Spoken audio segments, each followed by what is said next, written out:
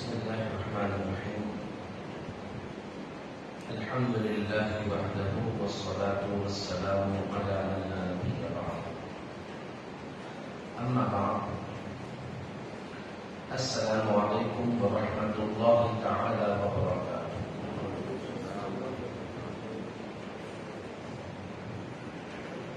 وضو اور غسل کے مسائل کل مکمل ہوئے، جس میں وضو اور غسل کے فرائض اور سنت و مستحبات کے ساتھ ساتھ مکمل وضو اور غسل کا طریقہ ہم نے پڑھا. ساتھ ہی ساتھ کچھ دیگر چھوٹے چھوٹے مسائل بھی اس کے اندر بتائے گئے، جس کو کل ہم نے پڑھا ہے. ہر مسلمان کے لیے ضروری ہے کہ وہ ان مسائل پر عمل کرے اور ہر حالت میں وضو اور غسل کے فرائض زبانی یاد کرتے ہوئے ان کے چھوٹے چھوٹے مسائل پر توجہ دیتے رہے. آج پانی کے مسائل، یعنی پانی کی کتنی قسمیں ہیں، پانی کے تعلق سے جو باتیں اس میں لکھی ہے. آسمان سے برسا ہوا پانی، چشمہ، ندی، نالا، تالاب، کنڈا، حوض، کنواں، ان سب کا پانی پاک ہے. وضو اور غسل دونوں ان سے درست ہے. بہتا پانی یا ایسے حوض، چشمے وغیرہ میں ٹھہرا ہوا پانی جو دہ یعنی 10 گز لمبا اور 10 گز چوڑا ہو، نجاست کے گرنے یا کسی جانور کے گر کر مر جانے سے ناپاک و نجس نہیں ہوتا، جب تک کہ نجاست کی وجہ سے پانی کا مزہ یا بو یا رنگ بدل نہ جائے. اگر مزہ یا بو یا رنگ بدل جائے تو پھر پانی ناپاک ہو جائے گا. یہ پانی کے تعلق سے بتایا گیا کہ بہتا ہوا پانی، جو پانی بہتا رہتا ہے اگر اس کے اندر نجاست گر جائے تو ظاہر سی بات ہے بہتے ہوئے پانی کے ساتھ بھی نجاست چلی جاتی ہے. باقی جو فریش پانی آتا ہے اس کو ہم اس سے وضو بھی کر سکتے ہیں، غسل بھی کر سکتے ہیں. اسی طریقے سے حوض ہے، چشمہ وغیرہ ہے، یا پھر ٹھہرا ہوا پانی ہے جس کی مقدار 10 گز لمبی اور 10 گز چوڑی ہونا چاہیے.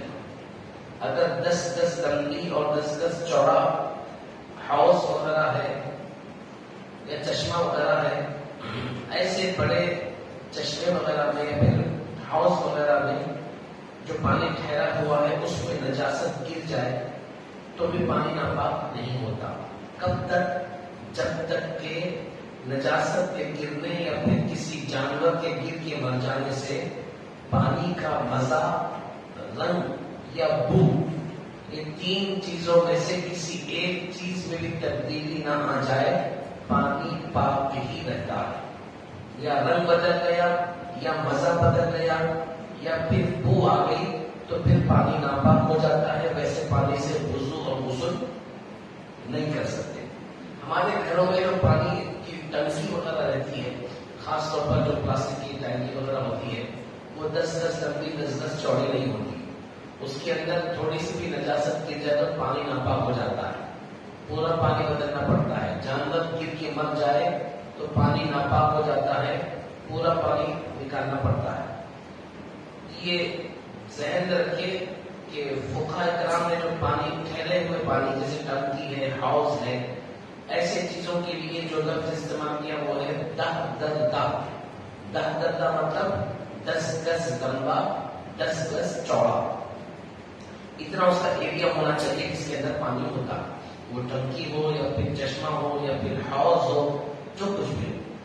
اسی طریقے سے ٹھہرا ہوا پانی جو 10 دردا سے کم ہو، مثلا چھوٹا چشمہ یا کنواں وغیرہ، تھوڑی سی نجاست کے گرنے سے بھی ناپاک ہو جاتا ہے. جیسا کہ ہمارے آج کے زمانے سے سمجھنے کے حساب سے ہمارے چھتوں پہ جو ٹنکی ہے اس کی بات نہیں کر رہی. اسی لیے ہمیں خیال کرنا ہے کہ ہمارے گھروں کے اوپر جو ٹنکی ہے واٹر ٹینک اس کو ہم محفوظ رکھیں، اس کو ڈھانپ کے رکھیں، اس کو ایسے ہی نہیں چھوڑ دیں کہ اس میں کچھ بھی گر رہا ہے، پرندے گندگی کر رہے ہیں، کوئی بھی جانور گر کے مر رہا ہے وغیرہ وغیرہ. اس میں ہم کو خیال کرنا چاہیے. اکثر دیکھنے میں آتا ہے کہ لوگ اس طرف توجہ نہیں کرتے اور پانی کی ٹنکی کھلی رہ جاتی ہے، خیال اس کا نہیں کرتے اور گندگی اس کے اندر گرتی رہتی ہے، اسی کو استعمال کرتے ہیں، جس کی وجہ سے بیماریاں بھی ہونے کا اندیشہ ہے. پانی ناپاک ہو جائے تو ایک تو آپ کا وضو اور غسل نہیں ہوگا، سب سے بڑی پرابلم یہ ہے، کیونکہ وضو اور غسل ہونے کے ذریعے سے ہم پاک ہوتے ہیں. وضو کرتے ہیں تو ہم پاک ہوں گے، غسل کریں گے تو ہم پاک ہوں گے. اور وضو اور غسل کب کام کرے گا؟ جب پانی پاک ہوگا. پانی ناپاک ہے اور ہم اپنے آپ کو پاک کر رہے ہیں، یہ تو وہی بات ہو گئی کہ نہیں گندی چیز سے اپنے آپ کو صاف کرنا. تو اپنے آپ کو صاف کرنا ہے تو پانی صاف ہونا لازم و ضروری ہے. تو اس کا خاص طور پر جن کے گھروں کے اوپر ٹنکیاں بنی رہتی ہیں اور وہ 10 سے یعنی 10 لمبے 10 چوڑے پن سے چھوٹی ہوتی ہے، ایسے لوگوں کے لیے ضروری ہے کہ اس کا خاص خیال رکھیں. کیوں؟ اس لیے کہ اس میں تھوڑی سی بھی ناپاکی گر جائے تو پورا پانی ناپاک ہو جاتا ہے. مثلا اس میں شراب یا پیشاب یا خون یا نجس پانی کا ایک قطرہ بھی گر جائے یا تھوڑی سی بڑی ناپاکی یا گوبر لیک وغیرہ پڑ جائے تو سارا پانی نجس ہو جائے گا. ایک قطرہ بھی گر جائے تو آپ اندازہ لگائیے. اگرچہ نجاست کی وجہ سے پانی کے رنگ یا بو یا مزہ میں کوئی فرق نہ آیا ہو، پانی کے رنگ بو اور مزے میں فرق آنے کے لیے اس کی کیپیسٹی کو ذکر کیا گیا. کیپیسٹی کے حساب سے اس کو ہم تولیں گے، یعنی 10 لمبا 10 چوڑا حصہ ہے، اس میں پانی ہے تو اس پانی کے اندر کوئی نجاست گر گئی تو اس وقت تک وہ پانی ناپاک نہیں ہوتا جب تک کہ وہ مزہ بو یا رنگ پانی کا نہ بدل دے. کیوں؟ اس لیے کہ اتنے لمبے 10 لمبے 10 چوڑے حصے میں پانی ہے تو زیادہ پانی پایا گیا. تو جہاں پر زیادہ پانی ہو تو وہاں پر ناپاکی گرنے سے پانی ناپاک نہیں ہوتا. لیکن اگر پانی تھوڑے سے حصے میں ہو، 10 جو کہا گیا ہے اس سے کم میں ہو، تو ویسے ہاؤس میں ویسے ٹنکی وغیرہ میں ایک قطرہ بھی ناپاکی گر گئی تو پورا پانی ناپاک ہو جاتا ہے. اگر کسی پاک چیز مثلا مٹی، درخت کے پتے، پھول وغیرہ کے گرنے سے پانی کے تینوں وصف مزہ بو رنگ بدل جائے یا زیادہ دن پانی بند یا رکے رہنے سے بدبودار ہو جائے تو پانی ناپاک نہیں ہوتا، خواہ وہ دردہ ہو یا اس سے کم کنواں چشمہ وغیرہ ٹنکی ہو. البتہ پانی کا پتلا پن چلا جائے اور گاڑھا پن آ جائے تو وہ پانی اگرچہ پاک ہے لیکن اس سے وضو و غسل جائز نہیں ہے. یعنی اکثر ہوتا ہے کہ زیادہ استعمال نہیں کرنے کی وجہ سے یا پھر درخت کے نیچے ٹنکی وغیرہ ہے اور اس پر جو پتے گر کے درخت کے پتے گر کے دھول گر کے پانی کے اندر اس کا رنگ بدل گیا. اب چونکہ پتے ناپاک تو نہیں ہوتے، اسی طریقے سے پانی کا رنگ بدل جانے یعنی پتے وغیرہ گرنے کی وجہ سے یا پھر زیادہ دن بند رکھنے کی وجہ سے یا مٹی وغیرہ گر جانے کی وجہ سے، ایسے کوئی چیزیں بگڑنے کی وجہ سے اگر پانی کا رنگ بھی بدل جائے تو پانی ناپاک نہیں ہوتا. اس کا خیال کرنا. ہاں اس کے علاوہ جو بتایا گیا ہے کہ اگر پانی کے اندر گاڑھا پن آ جائے، یعنی جتنے دن ہم نے پانی کو بند کر دیا کہ اس کے اندر گاڑھا پن آ گیا تو اگرچہ وہ پانی پھر بھی پاک ہے لیکن اس سے غسل اور وضو جائز نہیں ہے. اسی طریقے سے بتایا گیا کہ اگر کنویں میں شراب یا پیشاب یا خون یا نجاست پانی کا قطرہ گر جائے یا ذرا سا بھی بڑی ناپاکی یا گوبر وغیرہ گر جائے یا رسی یا ڈول یا برتن گر جائے یا خون والے جانور جو پانی میں نہ رہتے ہوں گر کے پھول یا پھٹ جائے یا آدمی جو جوان ہو یا بچہ یا بکری یا اس کا بچہ یا ان سے کوئی بڑا جانور یا ان کا بچہ یا 2 بلیاں یا 6 چوہے یا ان سے زیادہ ان کے برابر کوئی اور جانور گر کے مر جائے، خواہ کوئی بھی ہو، پھولے پھٹے نہیں، یا بد جانور گر جائے، خواہ مرے یا زندہ نکلے، تو ان سب صورتوں میں کنویں کا تمام پانی ناپاک ہو جائے گا۔ اب اس میں بھی ہم کو اسی طریقے سے چھوٹے چشمے، چھوٹے حوض 10 سے کم ہو، اس کا بھی یہی معاملہ ہے۔ یعنی یہ تمام چیزیں جس کو ذکر کیا گیا، جس جانور ہے، چوہے، 2 بلیاں ہیں، اس کا سائز مقرر کیا گیا، 6 چوہے بتایا گیا، تو وہ حساب سے آپ اندازہ لگا لیں۔ تو ایسی چیزیں اگر پانی میں گر جائے، اور اکثر ہوتا ہے کہ پانی میں اگر جانور گر جائے تو کچھ دنوں تک وہ ویسے رہتے ہیں، اس کے بعد وہ پھول جاتے ہیں اور پھٹ جاتے ہیں، جس کی وجہ سے پورا پانی خراب ہو جاتا ہے۔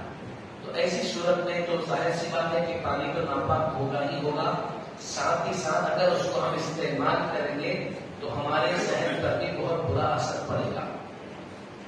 اسی طریقے سے جو چیزیں ہم پانی میں ڈالنے کے لیے استعمال کرتے ہیں، پہلے کے زمانے میں ہوتا تھا بولی میں سے پانی نکالنے کے لیے اس کو ڈول ڈال کے رسی کے ذریعے سے نکالنا پڑتا تھا۔ آج کل تو بولیاں بھی نظر نہیں آتی، پہلے بغیر بولیوں کی زندگی نہیں ہوتی تھی۔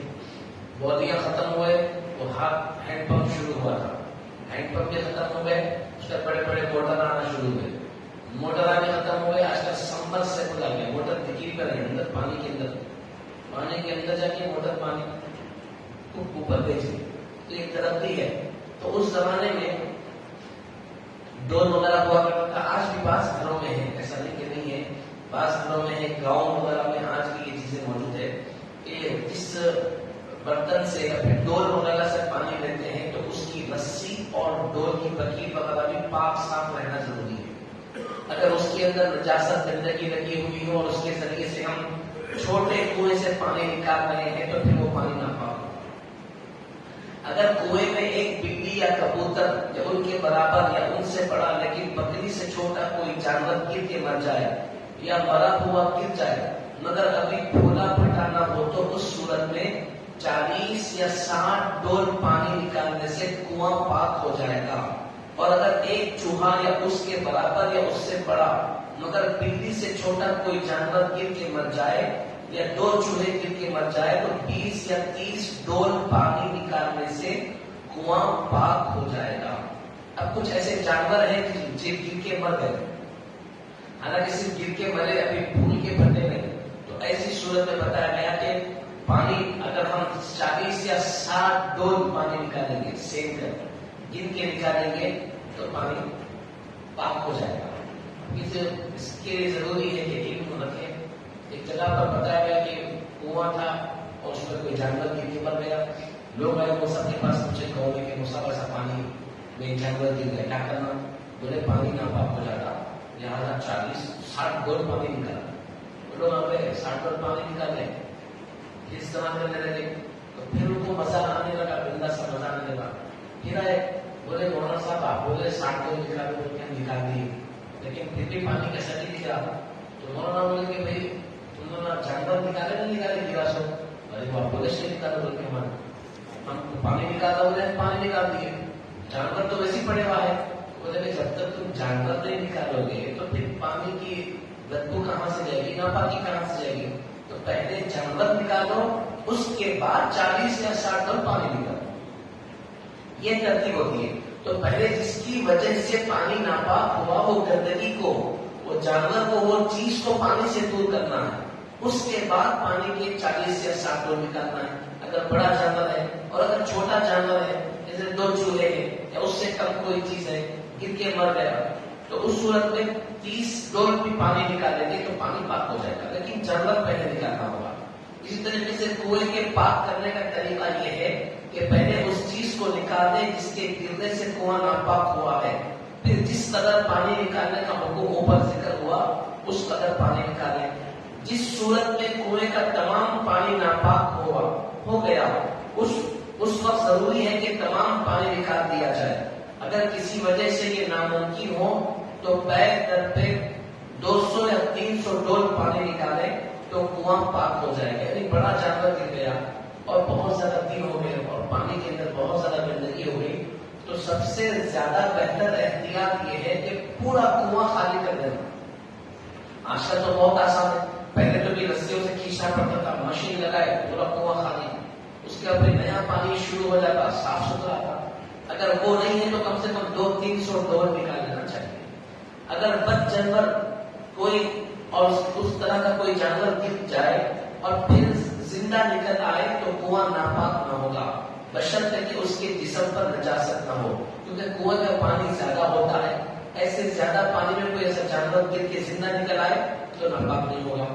اگر شک یہ ہے کہ اس کے جسم پہ نجاست نہ ہو، اس کا منہ پانی میں نہ ڈوبا ہو، اگر جسم پر نجاست ہو تو پانی ناپاک ہو جائے گا، اور اگر منہ پانی میں ڈوبا ہو تو پھر اس کے جھوٹے کا حکم جاری ہوگا، یعنی اگر جھوٹا پاک ہے تو پانی بھی پاک ہے، اور اگر جھوٹا ناپاک یا مشکوک و مکروہ ہے تو پانی بھی ناپاک مشکوک و مکروہ ہے۔ اب یہاں پر دیکھیے الگ بحث چل رہی ہے، چھوٹے چھوٹے مسائل ہیں جو بڑے اہم ترین مسائل ہیں۔ اب آپ اندازہ لگائیں کہ پانی کی یہ قسمیں، پانی استعمال کرنے کے لیے احتیاطی تدبیریں کتنے پانی کے، کبھی ہم غور کیے کہ جو ہم پانی استعمال کرتے ہیں اس کے پاک صاف ہونے کے لیے کتنی شرطیں ہیں، کیا کیا چیزیں ضروری ہے وغیرہ وغیرہ۔ تو لہٰذا یہ بتایا گیا کہ جانور اگر کوئی پانی میں گر گیا اور اگر تھوڑا سا گر کے نکل گیا تو پانی میں کوئی اثر نہیں ہوگا، لیکن جانور پورا ڈوب گیا اور اگر تھوڑا سا بھی نکل کے واپس نکل گیا تو یہ دیکھیں گے کہ اس کے جسم پر نجاست ہے کیا، نجاست ہے تو پانی ناپاک، نجاست نہیں تھی تو پانی پاک، اور اگر دوسری چیز یہ دیکھیں گے کہ پورا ڈوب کے نکلا یا نہیں نکلا، یعنی اس کا منہ وغیرہ بھی پانی کے اندر ڈوبا یا نہیں، اگر اس کا منہ وغیرہ پانی کے اندر ڈوب گیا تو پھر پانی پر دیکھیں گے کہ جانور کون سا ہے۔ اگر ایسا جانور جس کا جھوٹا ناپاک ہے اس کا منہ پانی کے اندر گیا تو پھر پانی بھی ناپاک ہوگا، ایسا جانور کہ جس کا جھوٹا پاک ہے تو ویسی صورت میں پانی پاک رہے گا۔ تو یہ چیزیں دیکھی جائیں گی۔ الغرض کل کے بیان میں انشاءاللہ تعالی جھوٹے کے احکام کے متعلق پڑھیں گے، بلکہ بھی پڑھنے کے 2-4 لائنیں ہیں۔ آدمی کا جھوٹا پاک ہے بشرطے کہ کوئی ناپاک چیز، شراب، مردار وغیرہ اس وقت کھایا پیا نہ ہو۔ اسی طرح گھوڑے، حلال جانور مثلا گائے، بھینس، بکری، مرغی وغیرہ کا جھوٹا بھی پاک ہے۔ آدمی اگر پانی کے اندر منہ ڈال دے تو پانی ناپاک نہیں ہوتا۔ اسی طریقے سے گائے، بھینس، بکری، مرغی وغیرہ جو خاص طور پہ ہمارے گھروں میں یا پھر ہمارے پاس پلتے جانور ہے ان کا جھوٹا بھی ناپاک نہیں ہے، بشرطے کہ ان کے منہ میں نجاست نہ لگی ہو۔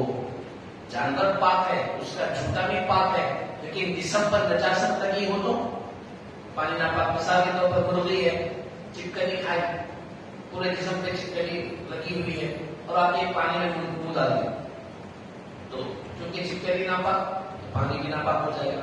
اسی طریقے سے دوسری چیز ہے بلی ہے، چوہے کو کھائے خوب مزے لے کے، اس کے بعد آگے پانی میں اپنا منہ ڈال دیں تو چونکہ بلی تو پاک ہے، گھر میں جانے والی چیز ہے، لیکن اس کا جھوٹا پاک اس لیے قرار دیا گیا کیونکہ بلی کو انسانوں سے انسیت ہوتی، وہ انسانوں کے گھر میں آتے جاتے رہتی، گھروں کے قریب رہتی، انسانوں کے قریب رہنا پسند کرتی، اس وجہ سے بلی حلال تو نہیں ہے لیکن اس کا جھوٹا پاک قرار دیا گیا ہے۔ اس وجہ سے کہ انسانوں کے پاس رہتے ہیں۔ تو اگر بلی منہ ڈالے تو یہ دیکھیں گے کہ بلی کے منہ پہ کچھ ناپاکی تو نہیں تھی۔ بعض مرتبہ ہمارے چولہے کے اندر گھس کے ہمارے دودھ کے بگونے میں منہ ڈال کے اس سے دودھ پی کے چلے اور ہم کو معلوم بھی نہ ہوتا، ہم اس کا جھوٹا بچا ہوا دودھ پی گئے۔ کبھی ایسا بھی اتفاق ہوتا۔ تو بلی ایک ایسا جانور ہے تو بہت زیادہ گھروں کے اندر اس کا آنا جانا ہوتا ہے، تو اس میں ہم یہ دیکھیں گے کہ اس کے منہ پہ نجاست لگی تھی یا نہیں، اس پر ہم غور کریں گے۔ بلی، چوہے، چپکلی اور حرام پرند مثلا کوے، چیل وغیرہ، نیز وہ مرغی جو نجاست وغیرہ کے اندر گھومتی پھرتی ہے۔ آج تک باہر چھوڑ رہے مرغیوں کو، بکریوں کو، جاؤ آزاد ہو جاؤ، بولو آپ کنڈی میں جا رہے ہیں، گندی چیزوں میں منہ ڈال رہے ہیں، کنڈی کے اندر پورا دن بھر کنڈیوں میں رہے، پھر واپس آ جاتے ہیں، تو ان کے منہ کو دیکھا جائے گا، اگر ان کے منہ پہ نجاست لگی ہے تو پھر احتیاط ضروری ہے۔ تو اس طریقے سے خچر ہے، گدھا وغیرہ ہے، اس کا جھوٹا مشکوک ہے، یعنی استعمال کرنا یا نہیں کرنا شک ہے، لہٰذا اس سے بھی احتیاط ضروری ہے۔ بد جانور، کتا وغیرہ کل چوپائے حرام جانوروں کا جھوٹا ناپاک ہے. وہ جانور جو حرام ہے ان کا جھوٹا بھی حرام ناپاک ہے. وہ جانور جو حلال ہے ان کا جھوٹا پاک ہے. اتنے آسان الفاظ میں سمجھ گئے, ذہن میں رکھیں.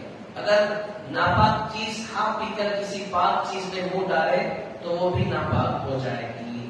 تو یہ جھوٹے کے احکام ہے کہ وہ جانور جس کو اللہ تعالیٰ نے حلال قرار دیا ہے اور وہ چیزیں اگر ہمارے گھر میں پانی میں برتن وغیرہ میں منہ ڈالیں گے, انسان منہ ڈالے گا تو پانی ناپاک نہیں ہوگا. جو جانور حرام ہے تو ان کا جھوٹا بھی ناپاک ہے. اس انداز سے ہم پانی کے پاک ہونے ناپاک ہونے کا اندازہ لگا سکتے ہیں. آج ایک دو تین باتیں ذہن میں آئی. ایک تو یہ ہم نے پڑھا ہے, ایک تو جانوروں کے جھوٹے کے تعلق سے پڑھا. دوسرا 10 دردا, اس کو ذہن میں رکھیں, 10 گز لمبا 10 گز چوڑا. اگر اس سے بڑھ کر اگر کنواں ہے, حوض ہے, تو پھر پانی بھی پاک صاف ہے. اس سے چھوٹا اگر ہے, اس کے اندر تھوڑی سی بھی ناپاکی گر جائے تو پانی ناپاک ہو جاتا ہے. اس کے لیے آسان الفاظ میں ہمارے گھروں کی چھتوں پہ جو ٹنکیاں رہتی ہے وہ 10 در 10 سے چھوٹی ہوتی ہے. 10 گز لمبی 10 گز چوڑی نہیں ہوتی. اس کے اندر ناپاکی گر جائے تو پورا پانی ناپاک ہو جاتا ہے.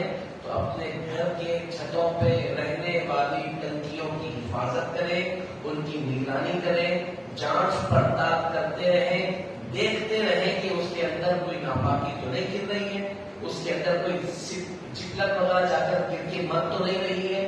اکثر ہوتا یہ کہ جو جہاں سے پانی آنے کا پائپ ہوتا ہے اس کے سوراخ سے سپر چل جاتا ہے, گر کے مر جاتا ہے. ہمارا کو معلوم نہیں ہوتا, اکثر دیکھا گیا. تو لہٰذا کئی مرتبہ ایسا بھی آتا ہے کہ چھت پہ ٹنکی لگا دی ہے تو مہینوں سالوں گزر جا رہے, دیکھ رہے ہیں پلٹ کر نہ اس کو دھو رہے ہیں نہ دیکھ رہے ہیں کتنا گندا ہے کتنا صاف ہے, بس استعمال کر رہے ہیں. اور جو بڑے بڑے مٹی کی ٹنکیاں رہتے ہیں اگر وہ 10 گز لمبے 10 گز چوڑے ہیں تو چلو ٹھیک ہے, بڑی چیز ہے. لیکن اس سے اگر چھوٹے ہیں تو پھر نگرانی ضروری ہے. بس چھوٹے سیمنٹ کی ٹنکیاں بنا لیتے اوپر, سالوں گزر جاتے, کئی سال گزر جاتے, پلٹتے رہتے. یہ ہماری ذمہ داری ہے. اس کے ذریعے سے ہم غسل کرتے, اس کے ذریعے سے ہم وضو کرتے, یعنی ہم بڑے شوق سے عبادتوں کر رہے ہیں جذبے کے ساتھ, اور خدا نہ خاصا پانی نہ پاک ہے اور نہ ہمارا غسل ہوا نہ وضو ہوا, جا کے نمازیں پڑھ رہے ہیں تو کہاں سے نمازیں پوری ہوگی؟ تو اس ساری بڑی توجہ کی ضرورت ہے. اللہ سبحانہ و تعالیٰ ہمیں اس طرح جائز توجہ کرنے اور خوب احتیاط کرنے اور شرائط اور مسائل پر دل و جان سے عمل کرنے کی توفیق عطا فرمائے. آمین ثم آمین. دعاؤں کے اہتمام لے کر ہم کسی مصیبت زدہ کو دیکھ کر پڑھنے کی دعا پڑھیں. کسی کو کوئی پریشانی میں دیکھیے, مصیبت میں دیکھیے, تکلیف میں دیکھیے تو دعا پڑھنا ہے. الحمدللہ الذی عافانی مما ابتلاک بہ وفضلنی علی کثیر ممن خلق تفضیلا. اس کی تعلق سے بتایا گیا حدیث پاک میں آتا ہے کہ جو کوئی بندہ اس دعا کا اہتمام کرے, کسی پریشان حال کو, مصیبت زدہ شخص کو دیکھ کر یہ دعا پڑھے گا, اللہ تعالیٰ اس دعا پڑھنے والے بندے کو ہمیشہ اس مصیبت سے محفوظ رکھے گا. اس دعا کا اہتمام کرنا ہمارے لیے ضروری ہے. آج کل بیماریوں کا دورہ ہے, ایک سے ایک بیماریوں میں مبتلا لوگ ہمارے سامنے آتے ہیں. تو جب کبھی بھی ایسے لوگ ہمارے سامنے آئے, اللہ کے بارگاہ میں یہ دعا کا اہتمام کریں. حالانکہ زور سے دعا پڑھنا نہیں ہے. جو بیمار ہے, پریشان ہے, تکلیف میں ہے, اس کو یہ دعا سنانا نہیں ہے. بس ہم اپنے دل سے اپنے اللہ کی بارگاہ میں یہ بولنا ہے کہ اللہ تعالیٰ کا شکر ہے کہ تو نے مجھے اس وبا سے, اس بیماری سے, اس تکلیف سے بچا کے رکھا. اگر وہ بیماری میں خدا نہ خاصہ ہم مبتلا ہوتے تو کیا کرتے؟ اللہ کا کرم ہے نا کہ اللہ نے بچا کے رکھا. تو لہٰذا اس لیے اس دعا کا اہتمام کرنا, اس دعا کو یاد کریں. ترمذی شریف میں اس دعا کو ذکر کیا گیا تھا. آج کی دعا ہے دشمن سے خوف کے وقت پڑھنے کی دعا. اللہم انا نجعلک فی نحورہم ونعوذ بک من شرورہم. اس کا ترجمہ ہے کہ اے اللہ, بے شک ہم تجھ کو ان کے سینوں میں تصرف کرنے والا بناتے ہیں اور ان کی شرارتوں سے تیری پناہ مانگتے ہیں۔ ابو داؤد شریف میں اس دعا کو ذکر کیا گیا ہے۔ اکثر ہوتا یہ ہے کہ بعض مرتبہ دشمن کا ہم کو خوف ہوتا ہے، دشمن کا ڈر ہوتا ہے، یعنی آپس میں اتفاق یا کسی اور وجہ سے دشمن کا خوف ڈر۔ تو جب کبھی بھی کسی دشمن کا ڈر خوف ہو تو یہ دعا کا اہتمام کریں گے تو انشاءاللہ ہمارے دل میں ہمت بھی پیدا ہوگی اور دشمن ہم کو نقصان پہنچا سکے ایسی ان کی طاقت نہیں آئے گی۔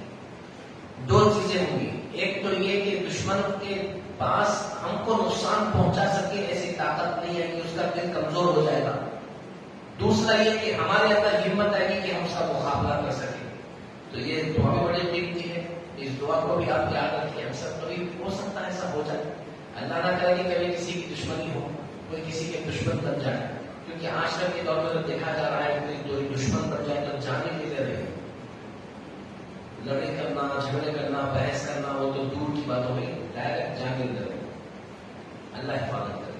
تو اگر ہمارے پاس مرتبہ غیر ضروری کی کوئی دشمنی کرتے ہیں، جلن حسد کی وجہ سے دشمنی کرتے ہیں، دشمنی کرنے کے لیے ضروری نہیں کہ کبھی لڑائی جھگڑا ہوا ہو، نہ، بس حسد جلن کی وجہ سے، غصے کی وجہ سے دشمنی کرتے ہیں، کسی کے ترقی کو دیکھ کر، کامیابی کو دیکھ کر بھی لوگ دشمنی کرتے ہیں۔ تو ایسی صورت میں بھی ہو سکتا ہے ہمارے سے کوئی دشمنی کر رہا ہو اور ہم کو معلوم ہی نہ ہو۔ تو لہٰذا ہمارے لیے ضروری ہے کہ ہم اس معاملے میں، اب آپ سوچیں کہ بڑے بڑے اولیاء اکرام، بڑے بڑے بزرگان دین، کئی اماموں کو، امام احمد بن حنبل رحمۃ اللہ علیہ کو، دیگر کئی اماموں کو دشمنی کی وجہ سے شہید کر دیا گیا، بڑے بڑے بزرگوں کی جان لے لی گئی، ان پر حملے کیے گئے، ان سے نفرتیں کی گئی، ان کو تکلیفوں میں ڈالا گیا، ان کو جیل میں ڈال دیا گیا، ان کو سزائیں دی گئی غیر ضروری کی۔ اللہ کے اتنے بڑے بزرگوں کو، نیک برگزیدہ بندوں کو جب ان کے ساتھ دشمنی کی جا سکتی ہے، ان کو ستایا جا سکتا ہے، تو ہم اور اب کیا چیز ہے؟ ہمارے ساتھ بھی کوئی بھی کر سکتا ہے۔ تو ہمارے لیے کیا ہے ہتھیار؟ دعا مومن کا ہتھیار ہے۔ تو حضور نے فرمایا کہ تم یہ دعا کا اہتمام کر لو گے تو انشاءاللہ کوئی دشمن تم کو نقصان نہیں پہنچائے گا، اور دوسری چیز یہ کہ تمہارے دل میں بھی خوف ڈر نہیں رہے گا، تم مقابلہ بھی کر سکو گے، تم اپنی حفاظت کے لیے انتظامات بھی کر سکو گے۔ بعض مرتبہ ایسا ہوتا کہ ہیبت اور ڈر کی وجہ سے ہم کوئی فیصلہ نہیں کر سکتے، دشمن کا خوف ایسا ہوتا، دشمن کا ڈر ایسا ہمارے دل پہ چھا جاتا کہ ہم کوئی صحیح فیصلہ نہیں کر سکتے، جس کی وجہ سے بھی نقصان ہو جاتا ہے۔ تو یہ دعا کی برکت سے ہمارے اندر خوف طاری نہیں ہوگا، ڈر طاری نہیں ہوگا انشاءاللہ تعالیٰ۔ تو یہ دعا کو ضرور یاد کریں، اپنے بچوں کو بھی یاد کروا دیں تاکہ اس کے ذریعے سے ہمیشہ ہم اپنی حفاظت کر سکیں۔ نماز کے مطابق کل میں نے آپ حضرات کے سامنے سلام پھیرنے کا طریقہ عرض کیا کہ سلام کس انداز سے پھیرنا سنت ہے نماز کے اندر، کہ جب ہم پورے اذکار پڑھ لیں، تحیات وغیرہ، درود ابراہیم، دعائے معصورہ پڑھ لیں، تو اس کے بعد سلام پھیریں گے دونوں طرف۔ اچھا، سلام پھیرنے میں کونے تک جھانکنا، بازو کون کونے دیکھنا یہ ضروری نہیں۔ اکثر لوگ دیکھتے پورا کون کونے وہاں پہ مسرت رکھتے پھر السلام علیکم پورا ایسا ہے، یہ سنت کے خلاف ہے۔ صرف سلام پھیرنے کا مقصد یہ ہے کہ یہ اشارہ کرنا کہ میری نماز مکمل ہو، یہ ہے سلام پھیرنے کا مقصد ہے سلام پھیرنا۔ اور اگر کوئی سلام نہ پھیرے اور بغیر سلام پھیرے اٹھ کے کھڑا ہو جائے، اپنے سینے کو قبلے کی طرف سے پھیر دے، اس کی نماز بھی ختم ہو جاتی ہے۔ لیکن چونکہ ہمارے حضور نے سنت طریقہ بتایا، حضور کا یہ عمل رہا سلام پھیر کے نماز کو ختم کرنے کا، تو اسی پر ہم کو عمل کرنا ہے۔ سلام پھیرنے کا مقصد یہ ہے کہ یہ اعلان کرنا، یہ اشارہ دینا کہ میری نماز ختم ہو گئی، میں نماز سے فارغ ہو گیا، نماز سے باہر آ گیا، اس لیے سلام پھیرتے ہیں۔ تو اس کے لیے اشارہ السلام علیکم ورحمۃ اللہ، السلام علیکم ورحمۃ اللہ۔ اس میں خاص اہم چیز میں آپ کے سامنے تک عرض کیا جس پہ بہت سارے لوگ عمل نہیں کرتے، وہ چیز ہے سلام پھیرنے سے پہلے نیت کرنا۔ اس کی نیت کرنا، امام صاحب کے پیچھے ہے تو امام صاحب دائیں بائیں مصلیوں، فرشتوں، نیک صالح جنات کو سلام بھیجنے کی نیت کرنا۔ یعنی ہمارا جو سلام ہے السلام علیکم ورحمۃ اللہ، یوں ہی نہیں ہے ایسی بول رہے السلام علیکم، نہیں، ہم سلام بھیج رہے ہیں امام صاحب کو بھیج رہے ہیں، دائیں بائیں مسلیوں کو بھیج رہے ہیں، مسجد میں مسلیاں جو موجود ہیں ان کو، جو فرشتے ہمارے ساتھ ہیں ان کو سلام بھیج رہے ہیں، جتنے جنات مسجد کے اندر موجود ہے ان کو بھی سلام بھیج رہے ہیں۔ یہ ہے سلام بھیجنے کا مقصد۔ تو اس کی نیت کرنا، صرف تصور بھی کرتے تو کافی، الفاظ بول کے نیت کرنا ضروری نہیں ہے، بس خالی تصور بھی کر لیں، اکیلے نماز پڑھ رہے تو بھی نیت کرنا ہے نا، دائیں بائیں فرشتوں نیک صالح جنات کو سلام بھیجتا ہوں، اس کی نیت کر کے سلام کرنا، السلام علیکم ورحمۃ اللہ، السلام علیکم ورحمۃ اللہ۔ اب آخری چیز یہ ہے کہ دعا، انشاءاللہ تعالیٰ دعا کے متعلق ہم پڑھیں گے، بات کریں گے کہ نماز کے بعد جو دعا کی جاتی ہے تو اس کے تعلق سے کیا سکھایا گیا شریعت میں، کیا سنت طریقہ ہے۔ انشاءاللہ نماز تو مکمل ہو گئی، مزید نماز کو ایک دن ہم کو دن دیکھ کر انشاءاللہ پریکٹیکل ایک دن نماز کی پریکٹس بھی کریں گے، جو ہمارا معمول رہا۔ جب بھی ہم نے یہ اس طریقے کا اجتماع پروگرام کیا ہے تو ایک مرتبہ ہم پریکٹیکل نماز مشق کریں، تو لہٰذا ایک دن انشاءاللہ تعالیٰ مکمل نماز کی مشق کریں گے، ایک رکعت۔ اللہ سبحانہ و تعالیٰ اپنے سنت کے مطابق نمازیں پڑھنے کی توفیق رفیق عطا فرمائے، آمین ثم آمین۔ روز کی دعا پڑھیں گے، بسم اللہ الذی لا یضر مع اسمہ شیء فی الارض ولا فی السماء وهو السمیع العلیم، بسم اللہ الذی لا یضر مع اسمہ شیء فی الارض ولا فی السماء وهو السمیع العلیم، بسم اللہ الذی لا یضر مع اسمہ شیء فی الارض ولا فی السماء وهو السمیع العلیم، سبحان اللہ وبحمدہ، سبحانک اللہم وبحمدک، ونشہد ان لا الہ الا انت، نستغفرک ونتوب الیک۔ اللہم صل علی سیدنا محمد وعلى آلہ وأصحابہ أفضل صلواتک وعدد معلوماتک